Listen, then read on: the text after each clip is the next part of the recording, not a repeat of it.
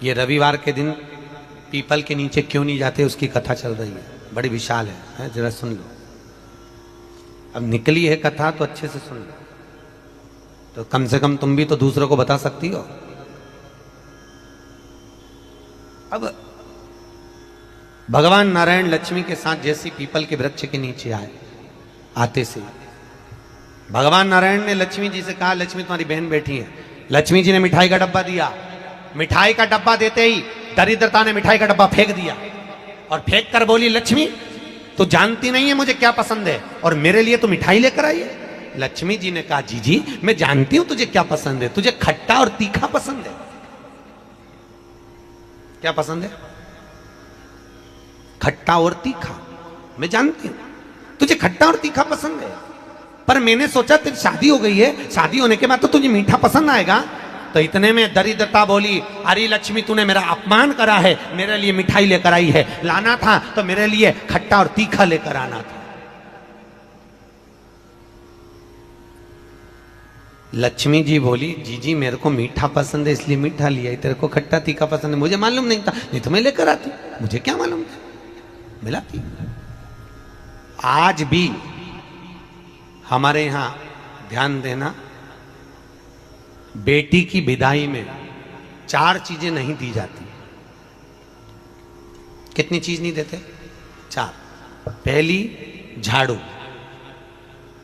क्या? झाड़ू बेटी की विदाई में कभी नहीं देते। दूसरे नंबर पर सुई, बेटी की विदाई में कभी नहीं देते। तीसरे नंबर पर चलनी। क्या बोलते हो? चलनी बोलते हो ना, आटा छानने वाली चलनी, बेटी की विदाई में नहीं दी जाती। चौथे नंबर पर अचार की बरनी, बेटी की विदाई में नहीं दी जाती। बेटी की विदाई में अचार नहीं दिया जाता, खट्टा और तीखा बेटी के।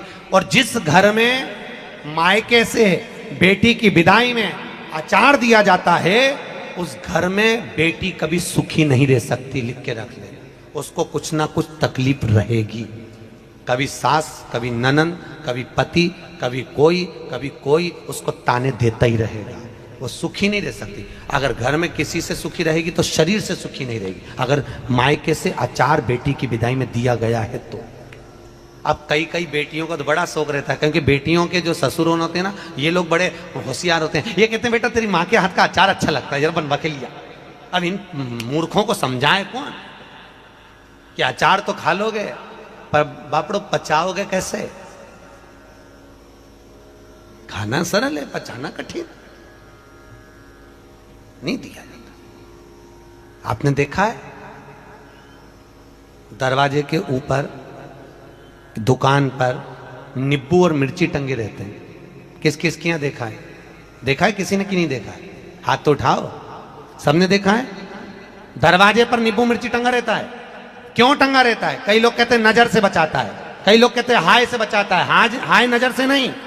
विष्णु पुराण की कथा और शिव महापुराण वर्णन कर रही है, नींबू मिर्ची दरवाजे पर इसलिए टांगा जाता है क्योंकि लक्ष्मी और दरिद्रता, ये दोनों बहनों प्रतिदिन हर एक व्यक्ति के घर में आना चाहती है। लक्ष्मी और दरिद्रता दोनों घूमने निकलती है, रोज निकलती है घूमने के लिए, और रोज सबके घर में आती है, प्रतिदिन आती है। बस अंतर इतना है कि दरवाजे पर नींबू और मिर्ची टांग देने से दरिद्रता अंदर नहीं जाती, बाहर की बाहर खाकर भाग जाती है, और मिठाई फ्रिज में रखी जाती है जिससे लक्ष्मी घर के अंदर पहुंच जाती है।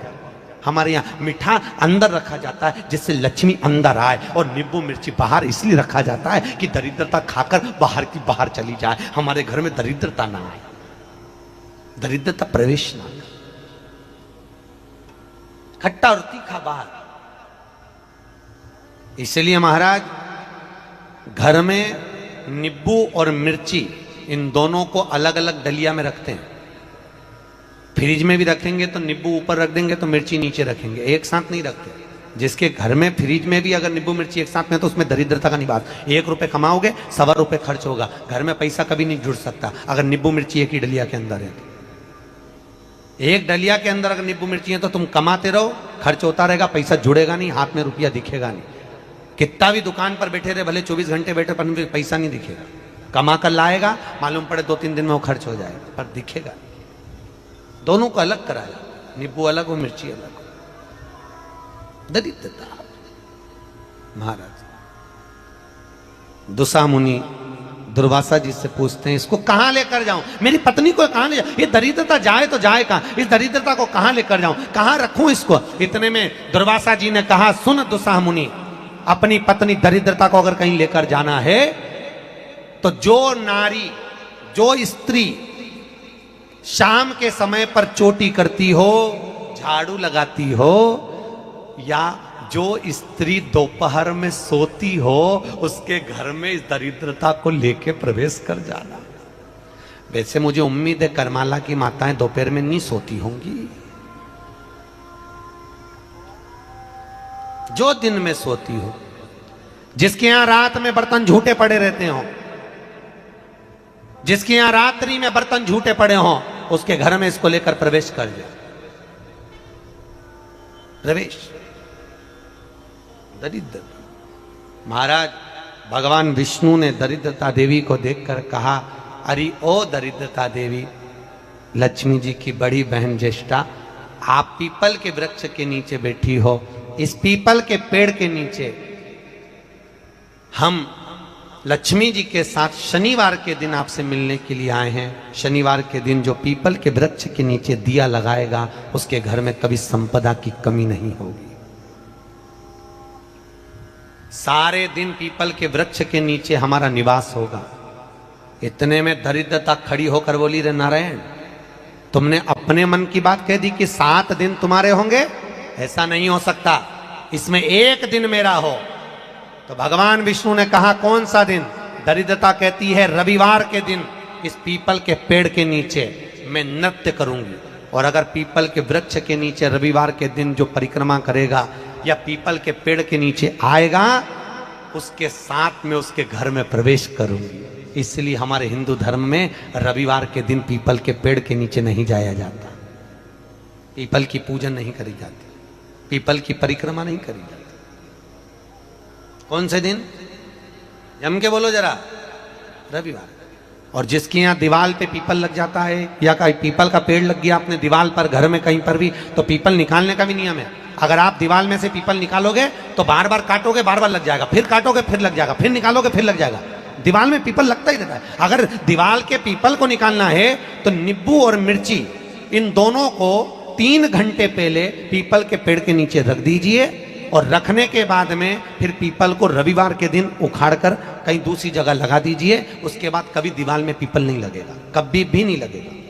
पर पहले 3 घंटे पहले नींबू मिर्ची अपन को पीपल के पेड़ के नीचे रखना पड़ेगा, तब पीपल निकलता। महाराज शंकर की कथा कह रहे, मेना, धन्य और कला, ये 3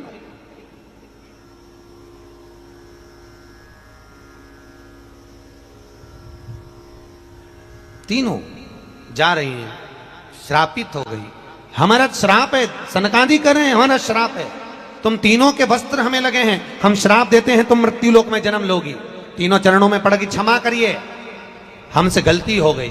तब तुरंत सनत कुमारों ने कहा, मृत्यु लोक में तुम तीनों जन्मोगी तो सही, पर एक बात याद रखना, तुम तीनों के गोद में 3 देवियां खेलेंगी जो जगत का कल्याण करेंगी। और मेना की गोद में पार्वती खेली, धन्या सुनैना बनी, जिनकी गोद में सीता जी खेली।